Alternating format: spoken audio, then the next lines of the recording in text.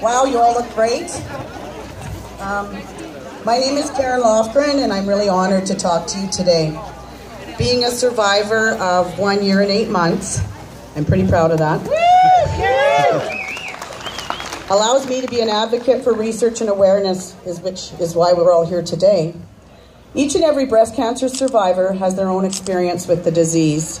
I was asked today to tell you mine, and if possible, maybe inspire you a little that there is life after cancer, and it's a terrific life. It's a changed life, but good. My diagnosis began with a routine mammogram, which was not okay. The next day, a diagnostic mammogram here at Royal Inland Hospital, then an ultrasound, followed by a biopsy, and then the dreaded wait. No one in my family had ever had cancer, so my thought was, it's all going to be fine. I was wrong. I had my results, fortunately, in 4 days and not several weeks. My husband and I had decided that day to go for a drive up to the lake because we were both feeling pretty uneasy. And it was about noon on April 18th, 2013, when we got the call from the doctor, and all I can really remember from the call is, "Karen, my dear, it's malignant and invasive. You're going to see the surgeon tomorrow at 9 a.m. Needless to say, we were in shock. The next course of steps, of course, is to tell your parents and your children and your close circle of friends, and it really seemed overwhelming. And after telling our family and close friends, we allowed ourselves a few days' grace to just get over the initial shock.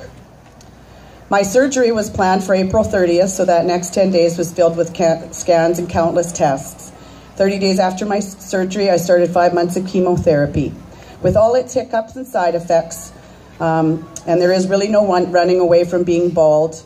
My daughter took me to get my head shaved after several clumps of my hair were falling out, and there was no point in having a pony anymore. I thought I'd be super sad about being bald, and instead I actually embraced it. For the first time, I really saw me. I was vulnerable, and it was okay. My kids would kiss my bald head and would say, "Oh, you're so sweet."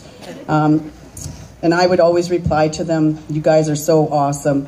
And they said, "When we were babies, you must have kissed our bald heads lots of times, so it's our turn to kiss your bald bean now." The chemo was followed by 24 radiation treatments, and I will continue on hormone therapy for several more years. During that time, I'd known what it was like to be sicker than I ever thought possible, to be more fatigued than imaginable.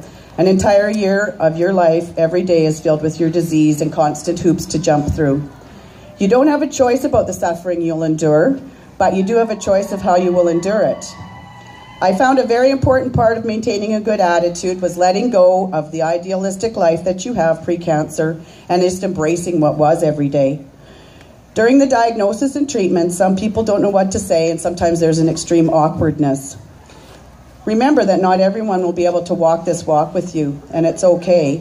They're just not capable of more. As we know, breast cancer is every woman's worst nightmare, but it comes with so many great rewards. I'm here today a more grateful, fun, loving person than I have ever been before, and one of the many gifts that I have met in my life through this is my spirit warrior sisters. They have shown me such love and support during this past year, and I'm so grateful for that. In the last year, I was fortunate enough to hear a great doctor speak. Her name is Dr. Susan Love. She spoke to a group of over 2,000 dragon boat paddlers that were all breast cancer survivors. Her statement was simple, that we must annihilate this disease.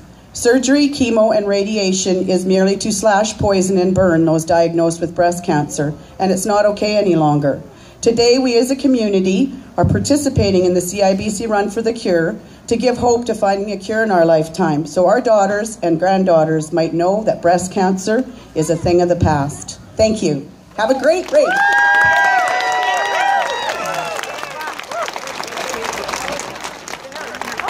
Thank you so much. That was amazing. Thank you. If we could get all the survivors back to